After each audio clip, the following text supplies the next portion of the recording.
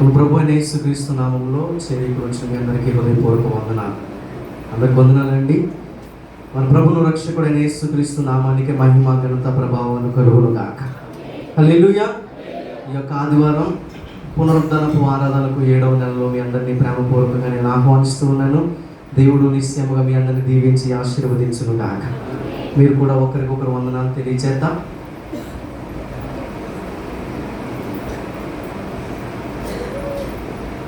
మీ అందరికీ నా వందనాలు. దేవునికి స్తోత్రం కలుగును గాక. దేవుడు మహాకృపను బట్టి గడిచిన సంవత్సరం అంతా మీ మధ్య ఉండడానికి కృప చూపారు. మీతో కలిసి అనేకమైన ఆత్మీయ సంబంధమైన అనుభవాలతో ప్రభు నాకు నేర్పించిన ప్రతి అనుభవాన్ని బట్టి, అనుభూతిని బట్టి ప్రభు నామాన్ని మహిమపరుస్తూ ఉన్నాను. నా కోసం ప్రార్థన చేసిన ప్రయాణానికి ఎంతవరకు సహాయం చేస్తూ వచ్చిన పరిశుద్ధ ఆత్మదేవుని వలన, అలాగే రెండవదిగా మీరందరూ నా కోసం ప్రార్థన చేశారు. మీ అందరి సంఘ ప్రార్థన బట్టి ప్రభు నామాన్ని స్తుతిస్తున్నాను. ఆమేన్.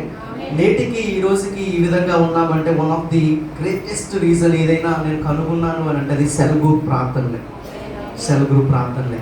ఎందుకంటే ఒక తాడు విడవని విధంగా, కట్లు తెంచని విధంగా ముడిపడిపోయి సంఘం అంతా కలిసి ప్రతి తెల్లవారుజామున ప్రార్థన చేయడం ఎంత అద్భుతం అండి.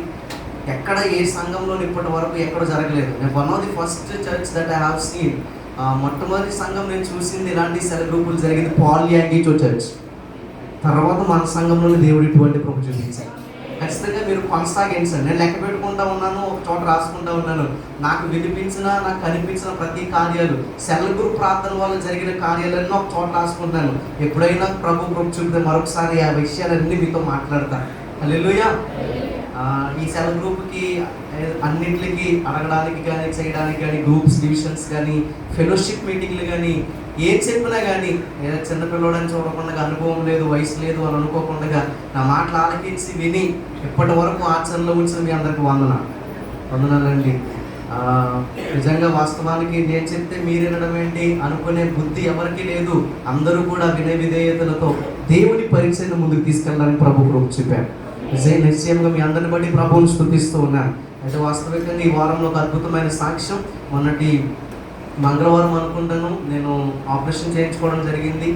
పన్ను తీయించుకుందామని వెళ్ళాను, కాకపోతే అది ఒక ఆపరేషన్లా జరిగింది, కుట్లు వేయడం జరిగింది. అయితే దేవుని మహాకృపను బట్టి నేడు మీతో మాట్లాడడానికి ప్రభు నాకు ఆరోగ్యం ఇచ్చారు. రాత్రి కుట్లు తీశారు. అయినా ఈ ఉదయం నా కొన్ని సంవత్సరాలకు, 1 సంవత్సరం తెలియదు, 2 సంవత్సరాలు తెలియదు.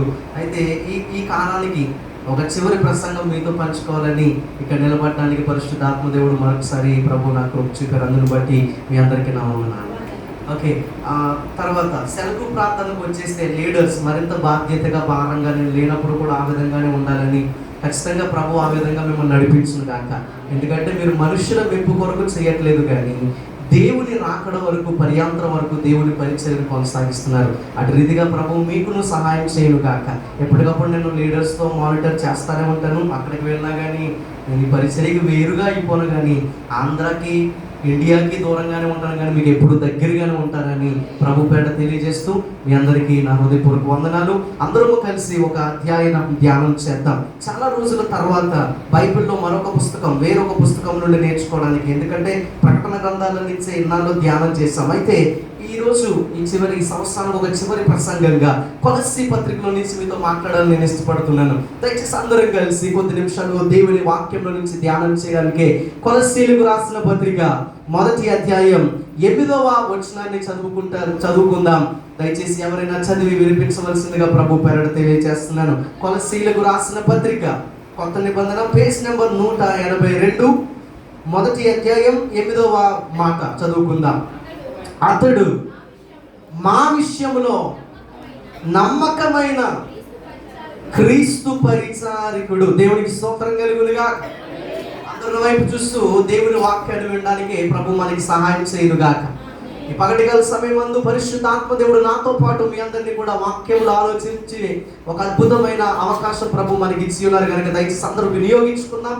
ప్రార్థన పూర్వకంగా ఈ వాక్యాన్ని మనం అర్థం చేసుకుందాం. ఒకసారి నాతో కలిసి అందరూ మాట చదువుతారా? అతడు, చెప్పాలి, అతడు మా విషయంలో నమ్మకమైన క్రీస్తు పరిచారికుడు. దేవునికి స్తోత్రం కలుగునుగా. జాగ్రత్తగా ఒక్కొక్క మాట ఆలకిస్తూ వెళ్దాం. నేను చాలా విస్తరించి మాట్లాడిన కానీ వచనంలో నుండి మీతో మాట్లాడడానికి ఈరోజు ఇష్టపడుతున్నాను. అతడు మా విషయంలో ఎవరట?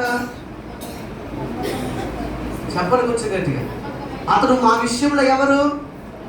నమ్మకమైన క్రీస్తు పరిచారికుడు. జాగ్రత్తగా ఆలకిందాం. ఈ వాక్యం చాలాసార్లు దైవజనులు కూడా మనతో మాట్లాడారు. అయితే ఒక కొత్త కోణంలో పరిశుద్ధ ఆత్మదేవుడి ఉదయం మనతో మాట్లాడును గాక. హల్లెలూయా. అక్కడ రాయబడిన మాట ఈ విధంగా ఉంది కదా, he is the person who is a faithful follower of Christ. ఆయన నమ్మకమైన క్రీస్తు పరిచారికుడు అని వాక్యం సెలవిస్తుంది. ఎవరైనా అసలు నమ్మకమైన క్రీస్తు పరిచారికుడు ఎట్లా అయ్యాడు అనే విషయాన్ని కాస్త మీతో మాట్లాడతాను. నా వైపు చూస్తున్నారా? నమ్మకమైన క్రీస్తు పరిచారికుడు. అందరూ చెప్పండి. ఉంది, కొంచెం గట్టిగా చెప్పాలి, ఇంకొంచెం గట్టిగా. టిఫిన్ చేసి అన్నం వచ్చామన్నామో చేతి పైకి ఎత్తండి. దేవుడికి యథార్థవంతులు ఇస్తే ఇష్టం. టిఫిన్ చేసి మేము వచ్చామన్నామో చేతి పైకి ఎత్తండి. నిజమే, అందరూ భక్తులండి వాళ్ళు. దేవునికి స్తోత్రం కలుగును కాదు. టిఫిన్ చేయకుండా రాత్రి నుంచి ఉపాసం ఉన్నవాళ్ళు అన్నవాళ్ళు చేయని పైకి ఎత్తండి. వీళ్ళందరినీ బట్టి దేవుని నామని మహిమపరచబడను కాక. ఉదయం నుంచి పచ్చి మనిషిని కూడా ముట్టుకోలేదు అన్న వాళ్ళు చేతులు పైకి ఎత్తండి. టీ పర్మిషన్ గ్రాంటెడ్. టీ పర్మిషన్ ఇచ్చేసాను. కొన్ని పచ్చి మంచినీళ్ళు కాదు కానీ ఏవో మంచినీళ్ళు తాగమంటే ఏమీ తినలేదు. అయితే అన్నం చేయి పైకి ఎత్తండి. హల్లెలూయా. మన 11 గంటలకు అయిపోతుంది కానీ 11 గంటలకు అయిపోతుంది కాబట్టి ఏమి తినకుండానే రండి. ఓకేనా? దేవునికి స్తోత్రం కలుగును గాక. హల్లెలూయా, హల్లెలూయా. పిప్పొని తీయించుకుంటే 2 రోజులు ఏం తిన్నారనుకోండి, ఆదివారం ఆరాధన ఒక పూట 2 గంటలు అయిపోతుంది. దేవునికి స్తోత్రం కలుగును గాక. అయితే ఇక్కడ రాయబడిన మాట జాగ్రత్తగా ఆలోచిద్దాం. అందరం బిగ్గరగా చెప్తాం ఒకసారి. నమ్మకమైన క్రీస్తు పరిచారికుడు. సరిపోలేదు, ఇంకొంచెం గట్టిగా. నమ్మకమైన క్రీస్తు పరిచారికుడు. ఇంకొంచెం గట్టిగా. నమ్మకమైన క్రీస్తు పరిచారికుడు. నా ప్రియ సంఘమా, జాగ్రత్తగా ఆలకించండి. దేవుడు మనల్ని ఒక్కొక్కరిని ఒక్కొక్క నమ్మకమైన క్రీస్తు పరిచారికులుగా కోరుకుంటున్నాడు. దేవుడు ఒక క్రైస్తవుడిగా మారితే సరిపోదా ఆయనకి? ఒక అన్యుడు ఒక క్రైస్తవుడు అని ఒక మతం మార్చుకుంటే సరిపోదా ఆయనకి? ఒక అన్యుడు బాప్తిసం పొందేసి చచ్చిపోతే సరిపోదు. ఒక వేరే వ్యక్తి లేకపోతే మందిరానికి వచ్చి నేను క్రైస్తవుని అనిపించుకుంటే సరిపోదు. మరి ఏం చేయాలా? రక్షణ పొందిన మనమందరము నమ్మకమైన క్రీస్తు పరిచారికులుగా మారాలి. హల్లెలూయా. వాస్తవానికి ఒక విషయం చెప్పనండి, మానవుడు ఏం కావాలో మానవుడికే తెలియదు. తెలుసా మీకు అది? మానవుడు ఏం అవ్వాలనుకుంటున్నాడో మానవుడికే తెలియదు. మానవ జీవితం ఎలాంటి జీవితమో తెలుసండి? తృప్తి లేని జీవితం. ఎలాగలో 10వ తరగతి చదివేసి ఆపేద్దాం అనుకుంటే ఇంటర్ చదవాలి, అంతేనా? చదవకపోతే తృప్తి ఉండదు. ఫోన్లో ఇంటర్ అయిపోయింది కదా, గొట్టెక్కేసాం అనుకుంటే మరలా ఏంటి? డిగ్రీ అయిపోయింది కదా, 15 సంవత్సరాలు కష్టపడ్డాం, ఇప్పుడైనా రెస్ట్ తీసుకుందామంటే మానవుడి జీవితంలో మరలా ఏం చేయాలా? ఉద్యోగం. ఏం చేయాలి? ఉద్యోగంలో పోయి సెటిల్ అయిపోతే ఉద్యోగం వచ్చినట్టు ఏంటి చెప్పాలి. మీకు తెలియని విషయాలా? మ్యారేజ్. ఫోన్లే పెళ్లి చేసుకున్నాం కదా, సుఖంగా కొన్నాళ్ళు బ్రతుకుతామంటే మళ్ళీ పిల్లలు. ఫోన్లే పిల్లలు పుట్టేశారు కదా, సరేలే చిన్నపిల్లలతో ఆడుకుందాం అనుకుంటే వాళ్ళు ఎదిగిపోతారు, వాళ్ళు స్కూల్లో జాయిన్ చేయాలి, అక్కడి నుంచి ఇంకో బాధలు. ఇలా మానవుడి జీవితానికి తృప్తి లేదండి. మానవుడి జీవితంలో తృప్తిగా బ్రతికే ఒకరోజు లేదు. మానవుడు తృప్తి పడేది ఒకే ఒక చోట. ఎక్కడ? మీకు తెలియని విషయాలు ఏవో మాట్లాడేద్దాం అనుకున్నారేమో.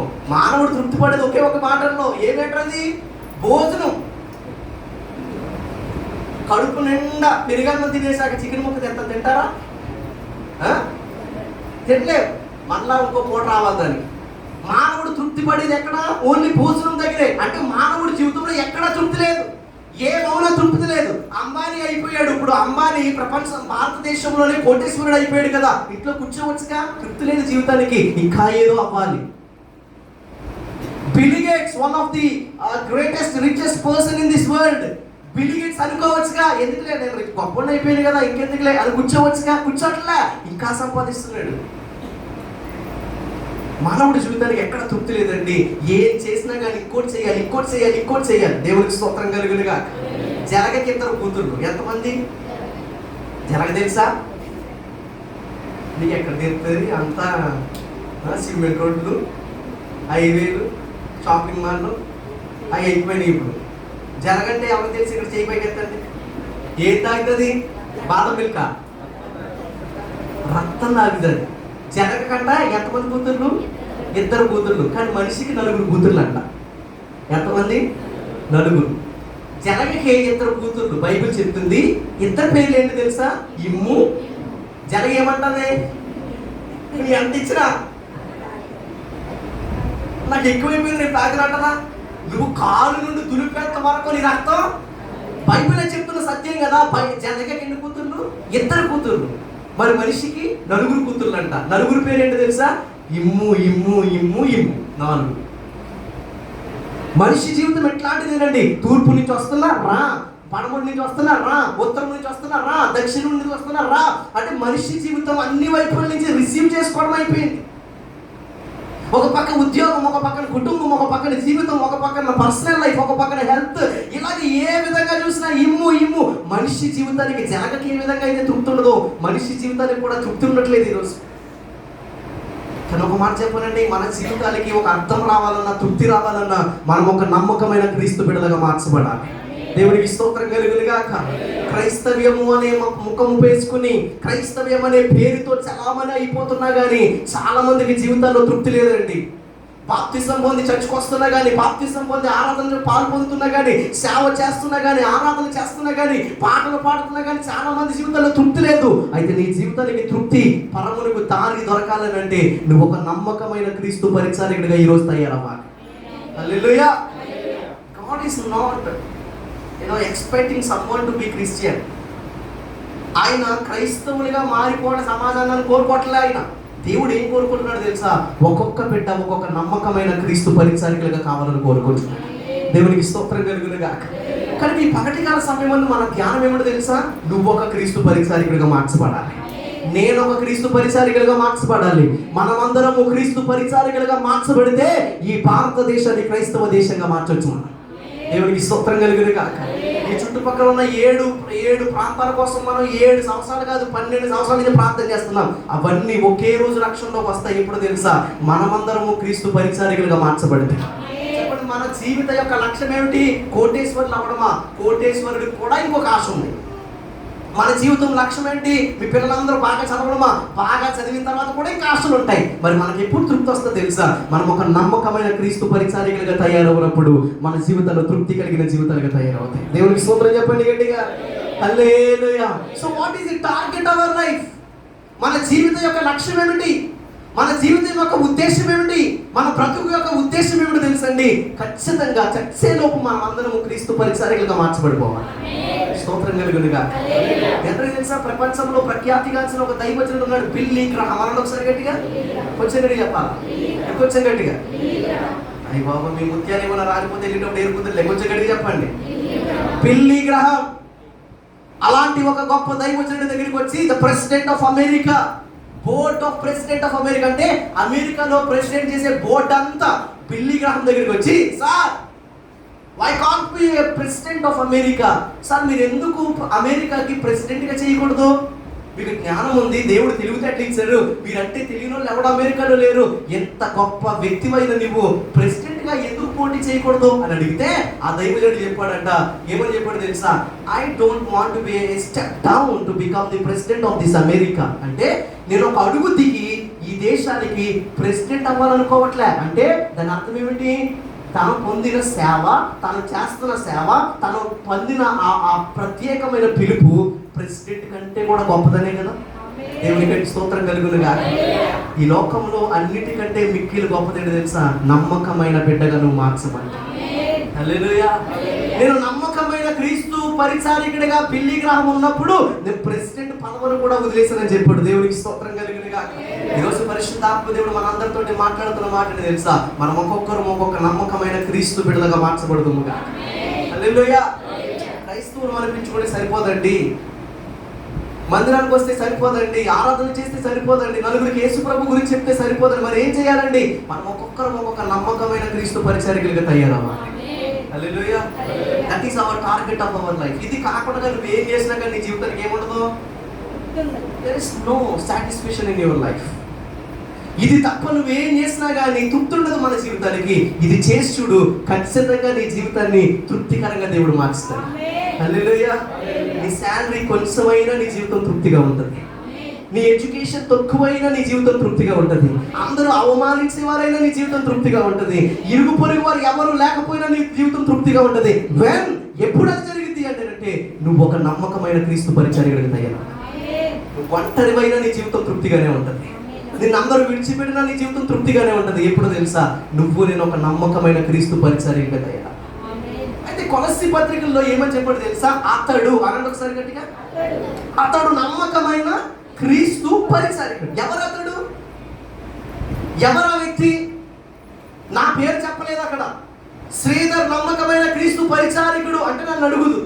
మరి ఎవరి పేరు చెప్పారు? 7వ వచనం చదివితే మనకు అర్థమవుతుంది. 7వ వచనంలో ఏమనుందో తెలుసా? ఎపెఫ్రా అను మా ప్రియమైన తోటిదాసు. దేవునికి స్తోత్రం చెప్పండి గట్టిగా. కొంచెం గట్టిగా స్తోత్రం చెప్తాం అందరం కలిసి. ఎవరంట? ఎపెఫ్రా. అందరూ చెప్పాలి. ఏంటది? మీ నోరు తిరగట్లేదు కదా, నిజం చెప్పండి. అప్పుడు కాదు, ఎపెఫ్రా అనండి. నమ్మకమైన క్రీస్తు పరిచారికుడు. ఎవరైన పేరు ఏంటట? ఎపెఫ్రా. ఎపెఫ్రా లాంటి వాడు ఇంకెవరు లేరా చర్చిలో? ఆ చర్చిలో క్రైస్తవులు ఉన్నారు సార్. ఆ చర్చిలో వాక్యం తెలిసిన ఉన్నారు. ఆ చర్చిలో ప్రసంగం చేసే వాళ్ళు ఉన్నారు. ఆ చర్చిలో గొప్ప గొప్ప వాళ్ళందరూ ఉన్నారు. ఆ చర్చిలో గవర్నమెంట్ ఉద్యోగులు ఉన్నారు. ఆ చర్చిలో ఎంప్లాయీస్ ఉన్నారు. అందరూ ఉన్నారండి. కానీ అందరినీ పొగడట్లేదు. ఇక్కడ అపోస్తలుడైన పౌలు ఏమని చెప్తుంది తెలుసా? అంతమందిలోని కూడా ఎపెఫ్రా ఒక్కడే నమ్మకమైన క్రీస్తు పరిచారికుడు. స్తోత్రం చెప్పండి గట్టిగా. హల్లెలూయా. నేను ఎపెఫ్రాని ఇంటర్వ్యూ చేశాను. ఎవరిని? చెప్పాలి, చెవుడు వచ్చి చెప్పాలి. ఎపెఫ్రాని ఇంటర్వ్యూ చేశాను. Sir, how can be possible? మీ చర్చలో ఇంకా మీకంటే గొప్పలు ఉంటారు కదండి, మీకంటే ధనవంతులు ఉంటారు, మీకంటే అంద సౌందర్యం కలిగిన వాళ్ళు ఉంటారు, పేరు ప్రతిష్టలు కలిగిన వాళ్ళు ఉంటారు, రాజకీయంలో ఉన్న వాళ్ళు ఉంటారు. వాళ్ళందరినీ మానేసి నిన్ను మాత్రమే నమ్మకమైన క్రీస్తు పరిచారికుడు ఎట్లా అన్నాడు పౌలు అని అంటే ఆయన నాకు 2 ముక్కలు చెప్పాడు. అవి 2 నీ చెవిని పాడేసి ఈరోజు వాక్యాన్ని ముగించుకున్నాం. దేవునికి స్తోత్రం కలిగిన గాక. హల్లెలూయా. ఎపెఫ్రాని అడిగాను, ఎపెఫ్రా నువ్వు ఒక క్రైస్తవుడిగా ఆగిపోలేదే, నువ్వు ఒక సువార్థికుడిగా ఆగిపోలేదు, నువ్వు ఒక సేవకుడిగా ఆగిపోలేదు, నువ్వు నమ్మకమైన క్రీస్తు పరిచారికుడికి ఎట్లా మారేవారంటే ఎపెఫ్రా నాకు 2 మాటలు చెప్పాడు. ఆ 2 మాటలు మీకు చెప్పేసి నేను వాక్యాన్ని ముగిస్తాను. దేవుడికి మంచి స్తోత్రం చెల్లిందా? హల్లెలూయా. ఈరోజు చెప్పండి, మన హీరో ఆఫ్ ది లెసన్ ఈరోజు ఎవరు? ఎపెఫ్రా. ఎపెఫ్రా ఏం చేశాడు? ఎపెఫ్రా ఏం చేశాడు? చర్చికి 10 కోట్లు ఇవ్వలా, పెద్ద చర్చికి స్థలం కొని ఇచ్చేయలేదు. ఎపెఫ్రా ఏం చేశాడు తెలుసా? నమ్మకమైన క్రీస్తు పరిచారికుడిగా మారాడు. కొలస్సీ పత్రికలోనే ఒక గొప్ప పేరుగా మిగిలిపోయాడు. చరిత్రలోనే నెంబర్ 1 పొజిషన్లో అపోస్తుల నోట నుండి వచ్చిన భక్తులలో మొట్టమొదటి పేరులో ఉండిపోయాడు ఎపెఫ్రా. దేవుడికి స్తోత్రం చెప్పండి గట్టిగా. ఎపెఫ్రాని ఇంటర్వ్యూ చేద్దాం. సార్, ఏమైంది అసలు? నేను ఎందుకు అలా పొగిడాడు? నమ్మకమైన క్రీస్తు పరిచారికుడు నువ్వు ఎట్లా మారు? నీ జీవితానికి అంత తృప్తి ఎందుకు వచ్చింది అని అంటే ఎపెఫ్రా 2 మాటలు చెప్పాడండి. ఆ 2 చెప్పేసి నేను వాక్యాలు ముగిస్తాను. దేవునికి స్తోత్రం కలుగునుగా. అయితే జాగ్రత్తగా ఆలోచించండి. అందరూ నా వైపు చూస్తూ దేవుని వాక్యాలు విందాం. పౌలు అనండి కొంచెం గట్టిగా. ఏ పౌలు? కేయపోలా. ఏ పౌలు? అపోస్తుడైన పౌలు. Apostle Paul. ఓకే, అపోస్తుడైన పౌలు గారు నా వైపు చూస్తున్నారా? అపోస్తుడైన పౌలు గారు ఆయన సంఘాన్ని స్థాపించుకుంటా వెళ్ళేవాడు. ఆ స్థాపించిన సంఘాన్ని ఏం చేసేవాడు తెలుసా? నాలాంటోడికి ఇచ్చేసి ఇంకో ఊరు వెళ్ళి ఇంకో సంఘాలు కట్టేవాడు. అక్కడ ఇంకొకరికి ఇచ్చేవాడు. ఇంకొక ఊరు వెళ్ళి ఇంకొక సంఘాన్ని కట్టేవాడు. అక్కడ ఇంకొక పాస్టర్ గారిని పెట్టేవాడు. ఇట్లా అపోస్తుడైన పౌలు చాలా సంఘాలు కట్టాడు. ఇంచుమించు చెప్పాలి అని అంటే 1వ శతాబ్దంలో అపోస్తుడైన పౌలు కట్టిన సంఘాలు ఎవరు కట్టలేదేమో అంతగా దేవుడు అపోస్తుడైన పౌలు వాడుకున్నాడు. స్తోత్రం కలిగిన గాక. ఎలాంటి తెలుసా అపోస్తుడైన పౌలు? గర్వం అనే గుర్రం ఎక్కి దేవుడు లేడు, ఎవరు లేరు, దేవుడికి నాకు పడదు, దేవుడు అంటే వేరు, నేనంటే వేరని దేవుడికి ఎప్పుడు విరోధంగా ఉండే అదే పౌలుని దేవుడు గొప్పగా వాడుకున్నాడు. స్తోత్రం కలుగునుగా. మీకు విషయం చెప్పనండి, దేవుడి గురించి ఎవరైనా తప్పుగా మాట్లాడితే మీరు అసలే మాట్లాడొద్దండి, మౌనంగా ఉండండి. ఏదో ఒక రోజు దేవుడే వారిని మార్చుకుని మారు మనసులోకి నడిపించి గొప్ప సాక్షిగా వాడుకుంటాడు. దేవుడికి స్తోత్రం కలుగునుగా. అపోస్తుడైన పౌలు గారు సంఘాన్ని స్థాపించుకుంటూ వెళ్ళాడు. అయితే ఒకరోజు కొలస్సి అనే ఊరు వచ్చాడు. ఏ ఊరు వచ్చాడు? నేను చెప్తా ఉంటేనే చెప్తా ఉంటాను. ఏంటి కొన్ని ఆపరేషన్ చేయడం వల్ల నేను మాట్లాడుతాను కానీ మీరు మాట్లాడలేదు. ఏదో పిప్పులు తీయించుకున్న వచ్చో నాకు అవుతుందా? అయితే కొంచెం గట్టిగా చెప్పాలి. ఏ ఊరు వచ్చాడు? కొలస్సి. కొంచెం గట్టిగా. కొలస్సి అనే ఊరు వచ్చాడు. కొలస్సి అనే ఒక ఊరు వచ్చి అక్కడ ఒక చర్చిని కట్టాడు. ఏం కట్టాడండి? ఏమంటే సంఘం కట్టడం అంటే మాటలు కదండి. ఏ సంఘమైనా, ఎంత గొప్ప సంఘమైనా మొట్టమొదటిగా ఎంతమంది స్టార్ట్ అవుతుంది? రెండవ మనం ప్రార్థన పెట్టుకోవచ్చు అంటే 100 మంది వస్తారా? మరి మేము చాలా దూరం నుంచి వచ్చాం, మరి ప్రార్థన పెడతాం, మరి వస్తారా?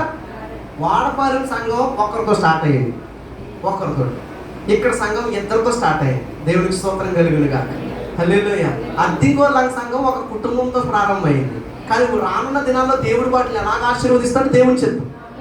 హల్లెలూయా. అయితే వాస్తవానికి చెప్తున్నాను, ఏ సంఘమైనా ఒకరితోటో ఇద్దరితోటి ప్రారంభం అవుతుంది. కానీ ఒక విషయం చెప్పిన, ఆరంభంలోనే ఆ సంఘానికి నువ్వు స్తంభంగా మారాలి. Praise the Lord. స్తోత్రం కలుగునుగా. కానీ జాగ్రత్తగా ఆలకించండి. ఇప్పుడు అపోస్తులైన పౌలు అన్నూర్లు తిరుగుతూ ఒక రోజు కొలస్సి అనే ఒక ఊరు వచ్చాడు. ఏ ఊరు వచ్చాడండి? ఒక కథలా వివరిస్తాను, అందరూ జాగ్రత్తగా విందాం. కొలస్సి అనండి. పక్కన చెప్పండి. కొలస్సి అని లస్సియా, మేఘాలస్సి, గ్రేప్ లస్సి కాదు. కొలస్సి సంఘానికి వచ్చాడు, ఊరు వచ్చాడు.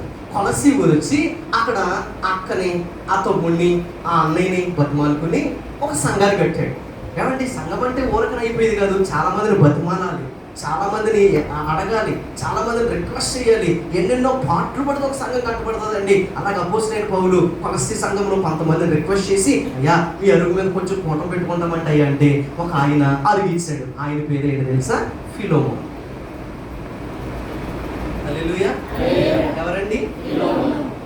ఫిలోమోన్ కనపడతాడు కదా, తర్వాత వచ్చిన పుస్తకం ఉంది కదా ఫిలోమోన్. ఆ ఫిలోమోను ఏమిచ్చాడు? అరిగిచ్చాడు. కొలస్సి ఊర్లో ఫిలోమోను అపోస్తులైన పౌలుకి ఏమిచ్చాడు? అరిగిచ్చాడు. సరే పెట్టుకో. ఎవరి నుంచి వచ్చావు? అదంటే మరి లేవండి, మరి నేను రామ ప్రభుత్వానికి చెందినండి, కానీ రక్షించబడ్డానని సాక్షి చెప్పినండి. అబ్బో గొప్పగానే రక్షించబడ్డావు, సర్లే నా అరుగు మీద పెట్టుకో అని ఫిలోమోన్ ఆ ఊర్లో ధనవంతుడు కనుక ఫిలోమోన్ ఏమిచ్చాడు? అరిగిచ్చినందుకే దేవుడు బైబిల్లో అతనికి ఏమిచ్చాడు తెలుసా? గొప్ప స్థానాన్ని ఇచ్చాడు. దేవుడికి స్తోత్రం కలుగునుగా. దేవుడికి ఇచ్చిన మాటికి ఎన్నడూ ఎప్పుడు కూడా తిరిగి ఇవ్వకుండా దేవుడు లేడు. నువ్వు దేవుడికి 7 అంతలుగా ఇస్తే అది 700 అంతలుగా వెనక్కి వస్తుంది. స్తోత్రం కలుగునుగా. How fast you hit the ball to the wall. అంటే మనం ఎంత గట్టిగా బాల్ మనం గోడ కొడతాం అంతే గట్టిగా వెనకొస్తా చూసారా? అలాగే దేవుడికి ఇచ్చేయన్నీ మనకు వెనక్కి వచ్చేస్తూ ఉంటాయి. దేవుడికి స్తోత్రం కలుగునుగా. జాగ్రత్తగా ఆలోచించండి. ఇప్పుడు అపోస్తులైన పౌలు ప్రార్థన పెట్టుకుంటారంటే ఎవరు ఇచ్చారు? అరుగు ఇచ్చాడా? ఇస్తే ఆ అక్కనే ఆ తమ్ముడిని 4 చాక్లెట్లు కొనుక్కెళ్ళి, ఇదిగో మా సండే స్కూల్ బ్యాచ్ అంతా చేయకొస్తాము, ఆ బ్యాచ్ అంతా వచ్చి కూర్చున్నాం. అలా కూర్చుని కొన్ని సంవత్సరాలు అక్కడ ఏమైందో తెలుసా? సంఘం అయిపోయింది. ఏమైందండి? సంఘం అయిపోయింది. ఇప్పుడు ఫిలోమోన్ కాస్త ఏమన్నా తెలుసా? సర్లే ఎలాగ అరుగు మీద పెట్టుకున్నావు కదా, ఎలాగ అరుగు మీద పెట్టుకున్నావు కదా, అరుగు పక్కన 2 సెంట్లు ఉంది, అక్కడ సచ్ కట్టేదా, అక్కడ ప్రార్థన చేసుకుందాం అయ్యారు అని చెప్తే అప్పుడు అపోస్తులైన పౌలు ఏమన్నాడు తెలుసా? అయ్యా ఇప్పుడు ఇక్కడ సంఘం కట్టేశాను కదా, మీ చర్చిలో ఎవరికొకరికి నేను సేవ అప్పగిస్తాను. ఇప్పుడు నేను ఎక్కడికి వెళ్తాను తెలుసా?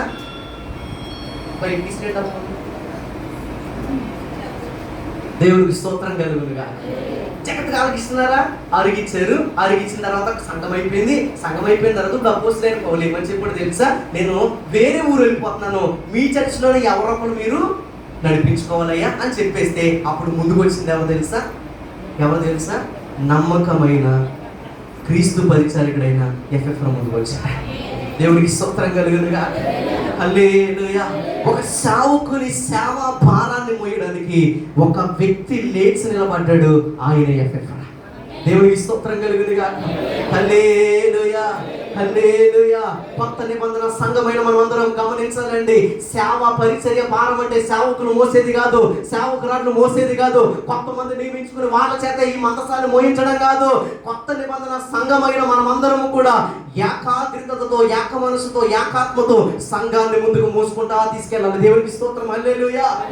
అపోస్తుడైన పౌలు వేరే ఊరికి వెళతానన్నప్పుడు ఆ సంఘమును మోయడానికి లేపబడిన వ్యక్తి ఎపెఫ్రా. బహుశా ఈ రోజు పరిస్థితుల్లో కూడా సేవ కొన్ని చోట్ల కుంటిపడుతున్నప్పుడు, సేవ కొన్ని చోట్ల పడిపోతున్నప్పుడు, పరిచర్య వెనకబడుతున్నప్పుడు మోయడానికి ముందుకు వస్తే నీ పేరు కూడా ఎపెఫ్రా. దేవునికి స్తోత్రం కలిగింది గాక. ఎపెఫ్రా, నువ్వు నమ్మకమైన క్రీస్తు పరిచర్యగా ఎట్లా అయ్యావంటే మొట్టమొదటి చెప్పాడు ఆయన ఏమని తెలుసా? ఇదిగయ్యా, ఎవరు పరిచర్యలు పట్టించుకోవడానికి ముందుకు రాకపోతే నేను వచ్చి. స్తోత్రం కలిగింది గాక. నమ్మకమైన క్రీస్తు పరిచారికుడని బోర్డు ఎప్పుడు వస్తుంది నీకు? ఇప్పుడు వస్తుంది. ఎప్పుడు తెలుసా? ఎవ్వరు ముందుకు రాలేనప్పుడు నువ్వు ఒక్కరివి ముందుకు వచ్చి పరిచయం చేస్తావు చూస్తావా, అప్పుడు నీ మీద నమ్మకమైన క్రీస్తు పరిచారికుడని బోర్డు పడుతుంది. అర్థమైన స్తోత్రం చెప్పండి. ఇక్కడ ఎంతమందికి మేము నమ్మకమైన క్రీస్తు పరిచారికులుగా మార్చబడాలన్నవారు చేతులు పైకెత్తండి. ఆశ కలిగి ఉన్నవారు, తృప్తి లేని జీవితానికి తృప్తి వచ్చేస్తుంది ఉంటే. దేవునికి స్తోత్రం కలిగింది కాదు. అయితే అది జరగాలంటే మొట్టమొదటి చెప్తున్నాను, అపోస్తుడైన పౌలు వేరే ప్రాంతం వెళ్ళిపోతున్నప్పుడు ఆ ప్లేస్ ని భర్తీ చేసింది ఎపెఫ్రా. దేవునికి స్తోత్రం కలిగింది కాదు. హల్లెలూయా. ఒక సేవకుని భారాన్ని పంచుకున్నాడు ఎపెఫ్రా. ఒక సేవకుని యొక్క దర్శనాన్ని పంచుకున్నాడు ఎపెఫ్రా. ఈరోజు నేను అంటాను, ఎపెఫ్రాలో ఉన్న మొట్టమొదటి అనుభవం ఏంటో తెలుసా? ఎపెఫ్రా, నువ్వు నమ్మకమైన క్రీస్తు పరిచర్యకి ఎట్లా అయ్యావంటే, నేనండి మా పాస్టర్ గారు లేనప్పుడు పరిచర్య నేనే చూసుకున్నానని చెప్పి. ఇది మొట్టమొదటి అనుభవం. మొట్టమొదటి అనుభవం. ఎంత పరిచర్య, ఎన్ని పరిచర్యలు, సేవ, జీవితం, ఇన్నిటికి ఏదో ఒక మూలని సహాయం అవసరమయ్యో. మరి నువ్వేం చేయాలా? అవసరమైనప్పుడల్లా దేవుని సేవకులకు ముందుకు వచ్చుదువు గాక. హల్లెలూయా. హల్లెలూయా. ఈ విషయం చెప్పనండి, దేవుడు పరిచర్య ఎవరైనా చెప్తే ఆశీర్వాదం రాదు. నీకు నివ్వుగా భారం కలిగి చేస్తే ఆశీర్వాదం వస్తుంది. నా మాట మీకు అర్థమవుతున్నాయా? ఎపెఫ్రా అనుకున్నాడు, పౌలయ్య గారు మీరు వెళ్ళిపోతున్నారు కదండి, మీ ప్లేస్ని నేను భర్తీ చేస్తాను. స్తోత్రం కలుగును గాక. హల్లెలూయా. సంఘంలో కొన్ని బాధ్యతలు మోయడానికి ఇష్టపడ్డాడు ఎపెఫ్రా.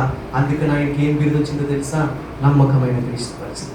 ఈరోజు నమ్మకమైన క్రీస్తు పరిచర్యగా నువ్వు నేను తయారవ్వాలంటే నువ్వు నేను కూడా సేవకుని దర్శనాన్ని పంచుకుందువు గాక, సేవా దర్శనాన్ని పంచుకుందువు గాక, అభిషేకాన్ని పంచుకుందువు గాక, ఒకే దర్శనం మీద సంఘం పనిచేయను గాక. ఇది మొట్టమొదటి విషయం. ఎపెఫ్రా, నిజమా మీ పాస్టర్ గారు వెళ్ళిపోయిన తర్వాత ఆ సంఘాన్ని నువ్వే చూసుకున్నావా? Yes, I am the one. ఎవరు లేరు, ఎవరు పట్టించుకోవట్లేదు, ఎవరు లేకపోతే ఏంటి, నేనున్నానని నేను నిలబడ్డాను. అందుకనే దేవుడు నాకు ఏమి ఇచ్చాడు తెలుసా? టైటిల్ నమ్మకమైన క్రీస్తు పరిచర్య. హల్లెలూయా. హల్లెలూయా. ఈరోజు నా ఆశ, మన కోరిక ఏంటో తెలుసా? ఈ పరిచర్యలో ఒక్కొక్కరు ఒక్కొక్క ఎపెఫ్రాలా మారితే మనం అందరం వెళ్ళి ఒక్కొక్క చోట ఒక్కొక్క సంఘాన్ని కట్టేయగలమండి. స్తోత్రం కలిగింది గాక. సేవకుడికి కలిగిన భారం నువ్వు కలిగి ఉంటే నమ్మకమైన సాక్షి అయిపోతావు. రెండో మాట చెప్తాను. ఏమైంది ఎపెఫ్రా తర్వాత అని అంటే, పాస్టర్ గారు ఉన్నంతకాలమే భక్తి బాగా చేశారండి. ఏ సంఘం అది?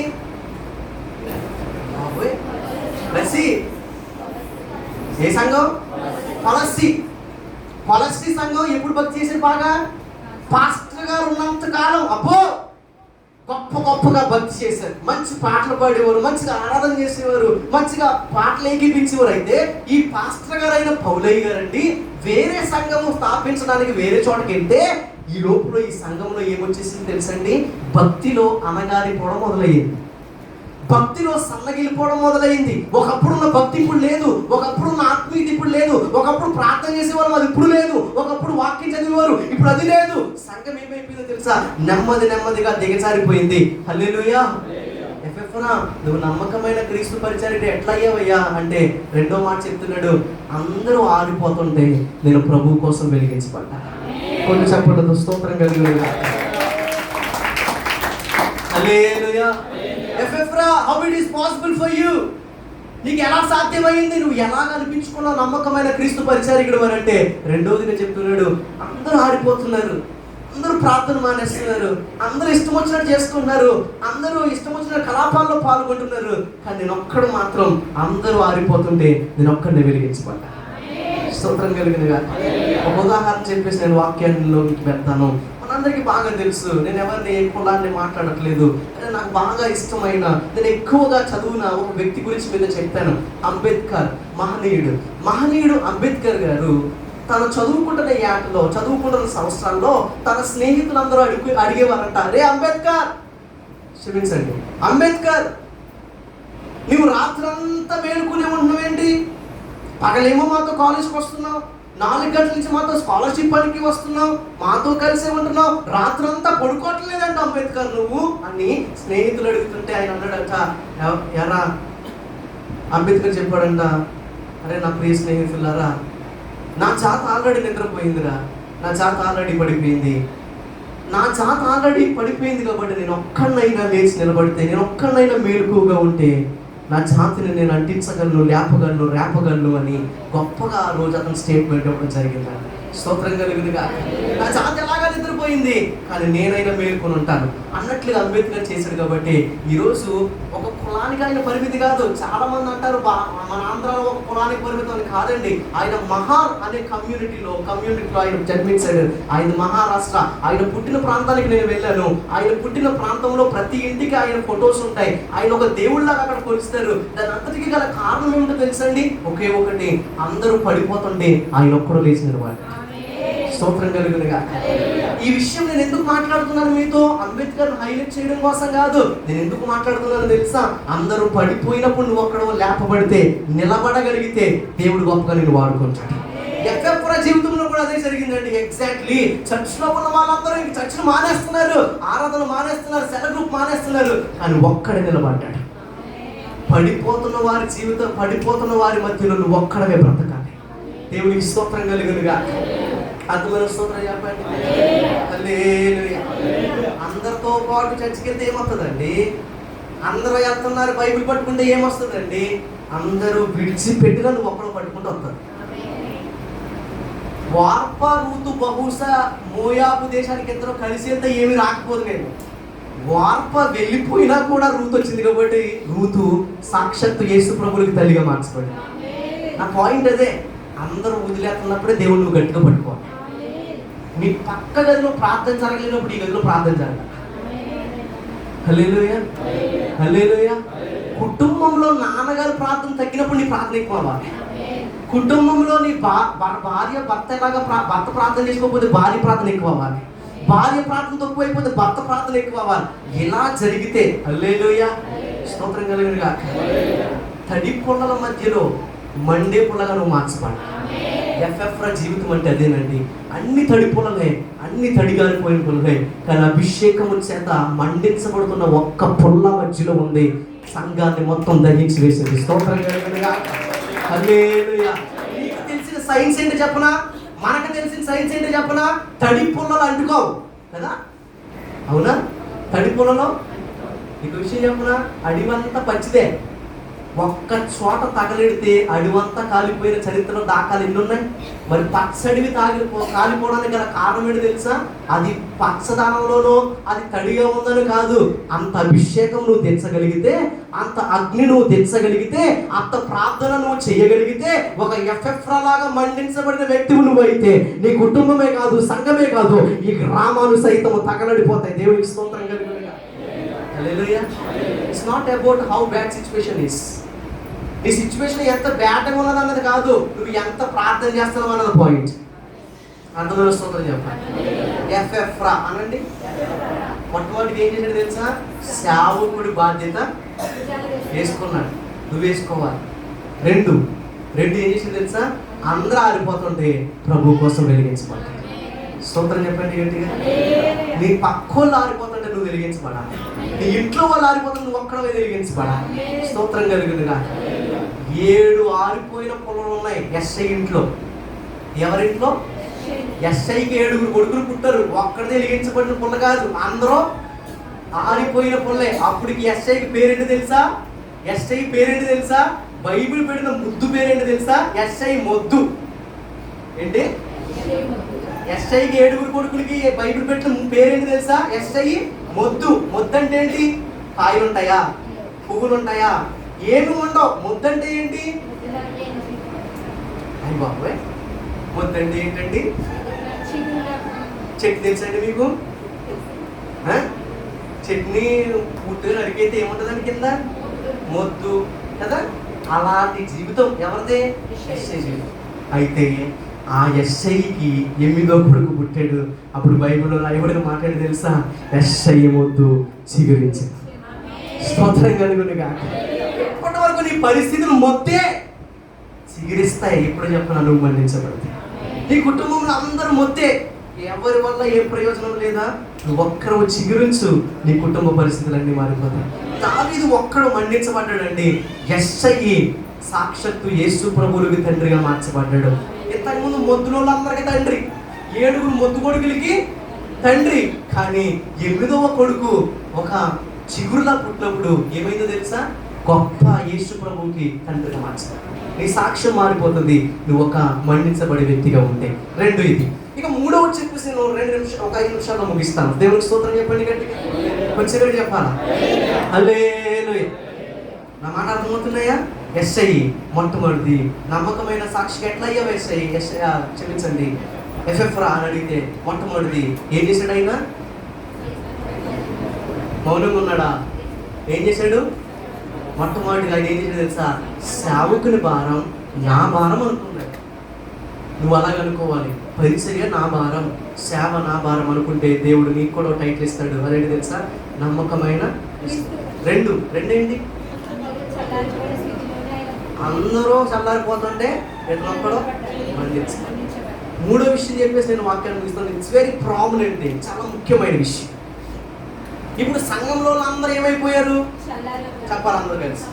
మీరు ఎలాగైతే ఫస్ట్ పాయింట్లో ఉన్న జీవం ఇప్పుడు చల్లారిపోయిందో ఆ సంఘం కూడా చల్లారిపోయింది. గట్టిగా స్తోత్రం చెప్పండి. చల్లారిపోకుండా స్తోత్రం చెప్పండి. ఎఫ్ఎఫ్రాల్లా మార్చబడాలా ఉన్నవారు గట్టిగా స్తోత్రం చెప్పండి. హల్లెలూయా. ఎఫ్ఎఫ్రా ఇప్పుడు ఏమైందో తెలుసా? 3వ చెప్తున్నాడు. ఏంటి తెలుసా? ఎఫ్ఎఫ్రా చెప్తున్నాడు, మా చర్చ అంతానండి చల్లారిపోయింది. ఎవడికి నచ్చినట్టు బాధ చేసుకుంటున్నాడు. దేవుడు అంటే ఇది అంటున్నాడు, దేవుడు అంటే అది అంటున్నాడు. నచ్చినట్టు సేవ చేసుకుంటున్నారు. ఇష్టం వచ్చినట్లుగా సేవ జరిగించేస్తున్నారు. ఒకడు ముహూర్తం అంటాడు, ఒకడు పెళ్ళి అంటాడు, ఒకడు సాంప్రదాయాలు అంటారు, ఒకడు పసుపు అంటారు, ఒకడు కుంకుమ అంటాడు, ఒకడు ముహూర్తాలు అంటారు. ఈ విధంగా ఎవరికి నచ్చినట్టుగా అలా చేసి ఆ సంఘం కాస్త ఏమైపోయింది? చల్లారిపోయింది. దేవునికి స్తోత్రం కలుగునుగాక. ఇది చల్లారి పడిపోయిన సంఘం మరలా ఉజ్జీవింపబడాలంటే అంతకు ముందు ఎవరు చెప్తే బాగుంది సంఘం? చెప్పండి కొంచెం గట్టిగా. అంతకు ముందు పౌలు గారు ఉన్నప్పుడు చాలా బాగుంది కదా. ఇప్పుడు పౌలు గారికి ఎఫ్ఎఫ్రా అనుకున్నాడు, మా పాస్టర్ గారిని ఒక్కసారి ఇక్కడ తీసుకొస్తే బాగుంటుంది అనుకుని ఎఫ్ఎఫ్రా ఏం చేశాడు తెలుసా? పాస్టర్ గారు ఎక్కడ ఉన్నాడని ఫోన్ చేశాడు. ఏం చేశాడు? మరి ఫోన్లు ఉన్నాయా? మరి మీరు ఎలాగైనా అంటున్నారు? స్తోత్రం కలుగునుగా. పాస్టర్ గారు ఎక్కడ ఉన్నారో ఎంక్వైరీ చేశాడు. ఒకప్పుడు సంఘం చాలా బాగుండేదండి. అపోస్తులైన పౌలు సంఘంలో ఉన్నప్పుడు ఒక్కడు ముహూర్తం అనేవాడు కాదు,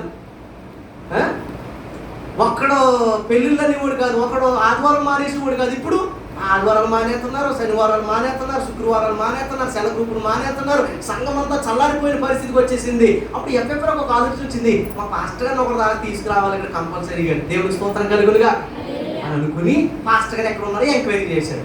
ఎంక్వైరీ చేస్తే ఆ నోట ఈ నోట తెలిసింది. ఆయన ఎక్కడున్నాడని తెలుసా? ఎక్కడున్నాడని తెలిసింది తెలుసా? ఆయన అప్పటికి రోమా జైల్లో ఉన్నాడు. ఎక్కడున్నాడు? కొంచెం చెప్పాలి. రోమా జైల్లో ఉన్నాడు. అయిపోయి ఇప్పుడు రోమా జైలుకి వెళ్ళాలా మనం అని అనుకుని మొత్తం మీద ఆ ఇల్లు ఇచ్చాడు కదా. ఇల్లు ఇచ్చిన ఆయన పేరేంటి ఇంత చెప్పాను? ఫిలోమోన్ దగ్గరికి వెళ్ళి, అయ్యా మీరు డబ్బుల్లో కొంచెం పేరు పని కూడా ఉన్నవాళ్ళు కాబట్టి కొంచెం పాస్టర్ గారు అంటే జైల్లో ఉన్నారంటే ఎవరి చేత రికమెండేషన్ చేయించి ఒకసారి తీసుకొస్తే మన సంఘాన్ని ఉజ్జీవింపజేసి వెళ్ళిపోతాడంటే అని చెప్పాను. దేవునికి స్తోత్రం కలుగునుగా. ఏం చేసి వెళ్ళిపోతాడు? ఏమన్నా ఒక విషయం చెప్పనండి, సంఘములో ఉద్యోగం ఎప్పుడు తగ్గిపోతుందో తెలుసా? సరైన ఉపదేశం లేనప్పుడు. స్తోత్రం కలుగునుగా. సరైన వాక్యం లేనప్పుడు, ఒక మనిషి లేనప్పుడు, ఎవరైనా వ్యక్తులు లేనప్పుడు కాదండి సంఘం ఉద్యమం లేకపోవడం. దేవుడు ఆ సంఘంలో లేకపోతే ఉద్యమం తగ్గిపోతారు. అర్థమైన స్తోత్రం చెప్పండి. హల్లెలూయా. మన సంఘంలో నిరంతరము దేవుడు నివాసము చేయునుగా. మన ఆదివారం మీకు చెప్పాను కదా, వాడపల్లిలో ఒక ఆవిడ లక్షలు ఖర్చు పెట్టిందంట. మొత్తం సేవకులు ఆంధ్ర తెలంగాణ రాష్ట్రాల్లో ఉన్న సేవకులు అందరి దగ్గరికి తిరిగేశారంట. గొప్ప కోసం కదా నేను చెప్తుంటా, జాగ్రత్తగా ఆలకించండి. అయితే ఆ సిస్టర్ గారు కోవైట్ నుంచి వచ్చి వాళ్ళ అక్కగారి ఇంటి దగ్గర ఉంటా చర్చికి వచ్చారు. ఒక 2 వారాలు వచ్చి ఉంటారు బహుశా. వాళ్ళు ఎవరో చెప్పారంట, మా పాస్టర్ గారు చేసి ప్రార్థన చేస్తే ఖచ్చితంగా నీ గర్భఫలం తెలుస్తాడు దేవుడు అని చెప్తే ఆమె అనుకుందంట, మొత్తం ఆంధ్ర తిరిగేశాను, చెప్పాలా తెలంగాణ తిరిగేశాను, అక్కడ అరబ్ కంట్రీస్లో కూడా చాలా చోట్ల ప్రార్థన చేయించుకున్నాను. ప్రార్థనే కాదంట, ఈవిడ ఏం చేసింది తెలుసా? ఇంకేముంటాయి, ఆల్టర్నేటివ్ ఉంటుంది కదా.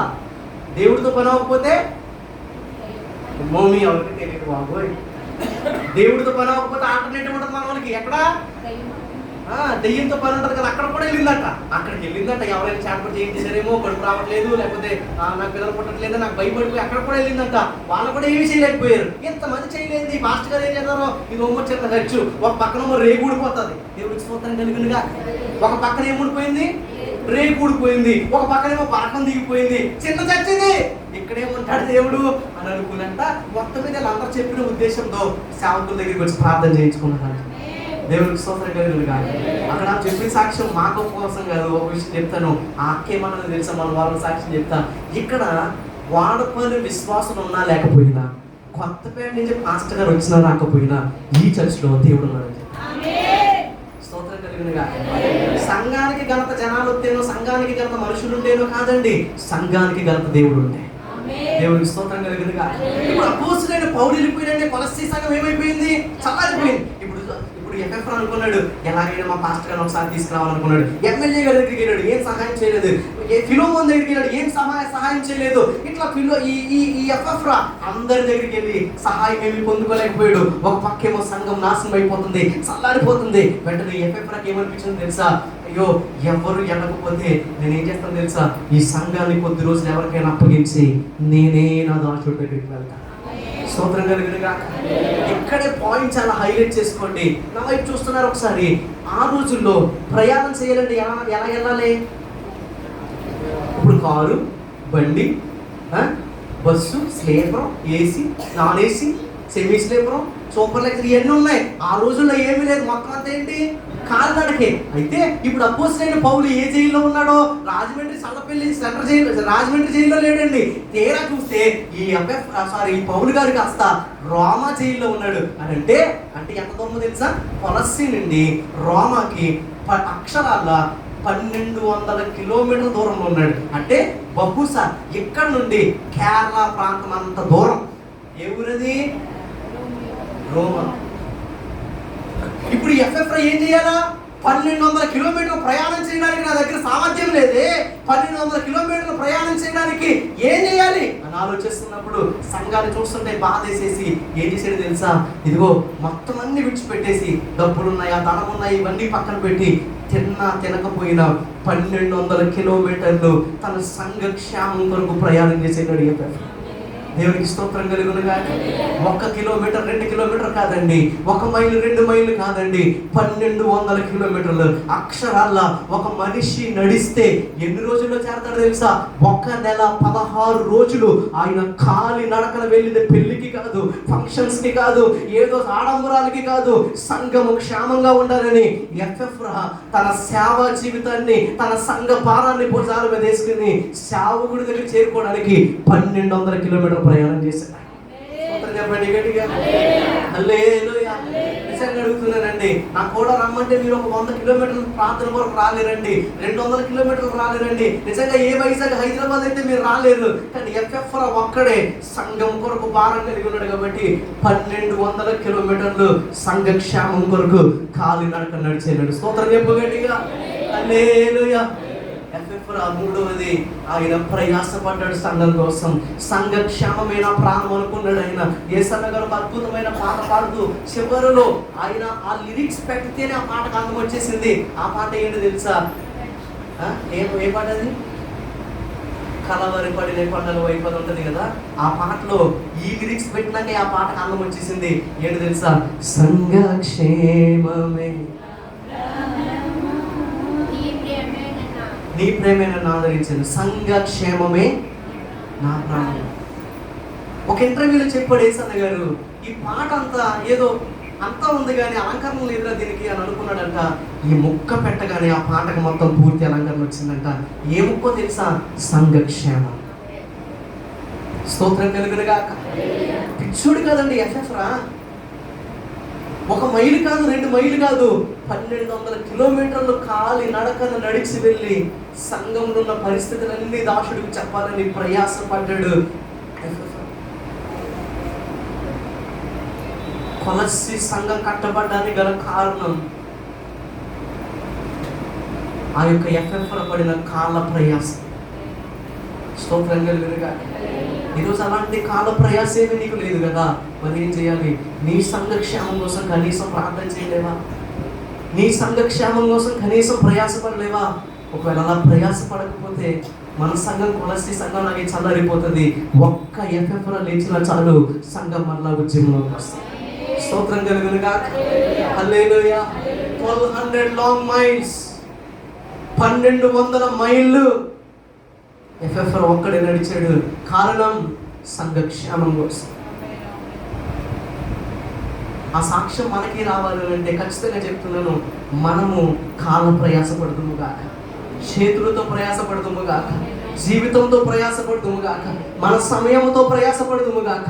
If you are not taking that stand, మనం ఒకవేళ అలాంటి ఎఫ్ఎఫ్ఆర్ స్థానాన్ని తీసుకోకపోతే కొలస్సీ సంఘం చల్లారిపోయినట్లే.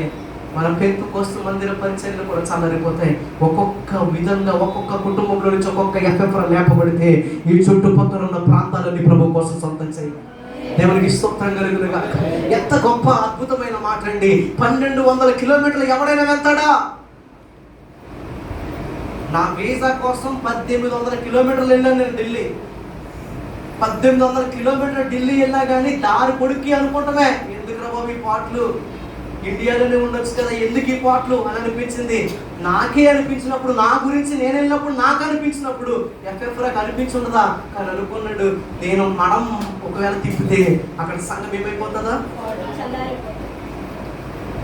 నేను ఈ రోజు ఇలా వెళ్ళిపోతే సంఘం పాడైపోతుంది, నేనే పడిపోతే సంఘం పాడైపోతుంది. ఆయన అనుకున్నాడు, ఒక రోజు కూర్చుని రెస్ట్ తీసుకుందాం అనుకున్నాడు. లేదు, నేను ఒక రెస్ట్ తీసుకోవడం వల్ల నా సంఘం ఏమైపోతుంది?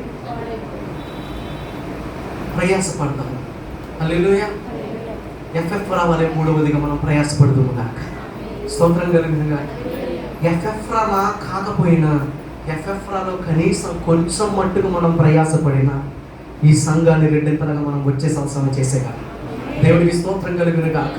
ఈ చుట్టుపక్కల ప్రాంతాలన్నీ పడిపోతున్నాయి కదా, అందరూ చల్లారిపోతున్నారు కదా, ఎప్పుడు ఎవరు మరణిస్తున్నారో తెలియట్లేదు కదా, నరకంలో ఎప్పుడు ఎవరు పడిపోతారో తెలియదు కదా. కనీస బాధ్యతగా ప్రభువు నీ మీద పెట్టిన భారం ఏంటో తెలుసా? ఈరోజు సంఘం కొరకు, క్షేమాభివృద్ధి కొరకు ప్రయాసపడదు కాక. ఎలా ప్రయాసపడాలి? With all possible ways. మీకు ఎలా సాధ్యమైతే అలాగా. కాబట్టి కాళ్ళు లేనోడిని 1200 కిలోమీటర్లు నడమని నడుతాడా? మరి వాడికి ఎలా సాధ్యమైతే అలా చేయాలి. దేవునికి స్తోత్రం కలుగునుగాక. మీకు ఎలా సాధ్యమైతే అలాగా ఈ పరిచర్యకు సహకరించి మనం ఈ పరిచర్యని కొలస్సీలో ఉన్న ఆరిపోయిన పరిస్థితిలో నుండి హల్లెలూయా హల్లెలూయా ఒక అద్భుతమైన సంఘంగా మార్చుదుము గాక, ఒక తెస్సలోనిక సంఘంగా మార్చుదుము గాక. హల్లెలూయా. ఒక ఫిలదెల్ఫియా సంఘంగా మార్చుదుము గాక. క్రీస్తు కొరకు నిలబడే నూతన యెరూషలేము సంఘంగా మార్చుదుము గాక. అర్థమైన స్తోత్రం చెప్పండి. కొంచెం కూడా చెప్తా, నేను ముగిస్తున్నాను. మనం అందరం ఏమవ్వాలా? నువ్వు ఒక నమ్మకమైన సాక్షిగా మార్చబడలేదు అనుకో, నువ్వు ఎఫ్ఎఫ్ఆర్ జీవితం లాంటి అనుభవాలు నీ జీవితంలో లేవనుకో, మన జీవితానికి తృప్తి ఉండదండి. మన నమ్మకమైన సాక్షులుగా బ్రతకలేం. కేవలం ఒక క్రైస్తవులుగా బ్రతికేస్తాం. ఆదివారం వస్తాం, వెళ్ళిపోతాం. ఏదో ఆ రోజుకి ఆ రోజు తృప్తి అనిపిస్తుంది. కానీ నువ్వు ఒక ఎఫ్ఎఫ్ఆర్ లా మారిపోతే నిన్ను చూసి అనేక మంది గొప్పవారిగా మార్చబడతారు. నీ జీవితం అనేక మందికి సాక్షాత్తంగా నిలిచిపడిపోతుంది. కనుక చెప్పండి, ఈరోజు మన ధ్యేయం, మన మాట ఏంటి తెలుసా? ఎలాగైనా నమ్మకమైన క్రీస్తు పరిచారకులుగా మార్చబడాలి. మరి అలా మార్చబడాలంటే మొట్టమొదటి ఎఫ్ఎఫ్ఆర్ ఏం చేశాడు? సేవకుడు బాధ్యత, సేవకుడి భారం, సేవకుడి దర్శనం మోయాలి. ఎఫ్ఎఫ్ఆర్లో ఉన్న మొట్టమొదటి లక్షణం. 2, అందరూ పడిపోయినప్పుడే నువ్వు నిలబడాలి. అందరూ కలిసి ఉన్నప్పుడు వాళ్ళతో కలిసి ఉండు, సమస్య లేదు. అందరూ పడిపోయినప్పుడు నువ్వు ఒకరు నిలబడాలి. కొంతమంది ఇప్పుడు వచ్చిన ఎక్కువ ప్రాబ్లం ఎక్కడ వచ్చేస్తుంది తెలుసా క్రైస్తవ్యంలో? వాళ్ళు చేస్తే మేము చేస్తాం, మేము చేస్తే ఏం చేస్తాం. లేదు లేదు, అందరూ పడిపోయినప్పుడు నువ్వు నిలబడు. హల్లెలూయా, స్తోత్రం చెప్పండి గట్టిగా. మూడవది 1200 కిలోమీటర్లు అండి. అంత సంఘక్షేమం కోసం బాధ్యత తీసుకున్నాడు. ఈరోజు నీ సంఘం కోసం ఏం ప్రయాసపడుతున్నావు? నీ మనసుకు నువ్వే ఆలోచన చేసుకో. లాగా అతనికి ఏం సాధ్యమైంది? 1200 కిలోమీటర్కి వెళ్ళడం సాధ్యమైంది. ఈరోజు ఇక్కడ నిలబడి నువ్వు ప్రభువుని అడుగు, ప్రభువా నేనేం చేయాలి పరిచర్య కోసం? నా బాధ్యత ఏంటో చెప్పండి, నువ్వు ప్రార్థన చేయి. ప్రభువే నీకు బయలుపరుస్తాడు. అదొక తీర్మానంగా తీసుకుని ఎఫ్ఎఫ్రా ముందుకు కొనసాగితే కొలస్సీ సంఘం మారిపోయినట్లుగా మన సంఘం మారిపోదు. ఫిలదెల్ఫియా సంఘం వలె మండించబడుతుంది. అటుగిదిగా ప్రభు చూపునుగాక. హల్లెలూయా. మోకరిద్దాం, అందరం మోకరిద్దాం. What is our target of our life? మన జీవిత లక్ష్యం ఏంటి? నమ్మకమైన క్రీస్తు పరిచారకులు. వాక్యం విన్న వాళ్ళందరూ త్వరగా మోకరించండి. వాక్యం విన్న వాళ్ళందరూ త్వరగా మోకరించండి. దేవుడు